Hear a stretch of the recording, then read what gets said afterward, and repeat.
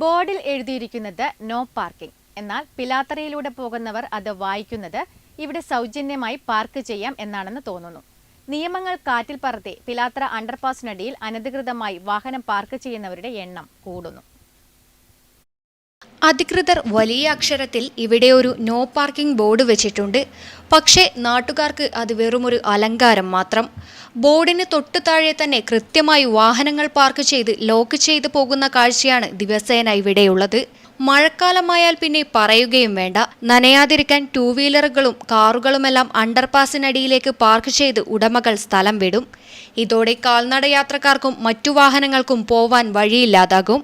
അണ്ടർപാസിലെ parking കുരുക്ക് പോരാഞ്ഞിട്ടാണ് വടിവൊത്ത അടുത്ത പരിഷ്കാരം വന്നിരിക്കുന്നത്.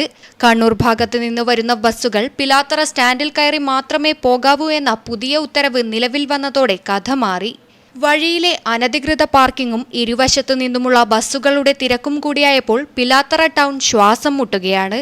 പാർക്കിങ്ങിനായി ഒരു കൃത്യമായ സൗകര്യമില്ല എന്നതും എടുത്തു പറയേണ്ടുന്ന ഒരു കാര്യമാണ്. ട്രാഫിക് പരിഷ്കാരം നടപ്പിലാക്കുമ്പോൾ അത് റോഡിലെ കുരുക്ക് കൂട്ടാനല്ല, കുറയ്ക്കാനാണ് എന്ന് അധികൃതരും ഓർക്കണം. അണ്ടർപാസിലെ അനധികൃത പാർക്കിങ്ങിനെതിരെ ശക്തമായ നടപടിയെടുത്തില്ലെങ്കിൽ പിലാത്തറയിലെ ഈ കുരുക്കഴിയാൻ ഇനിയും ഏറെ കാത്തിരിക്കേണ്ടി വരും. News bureau, Pilathara.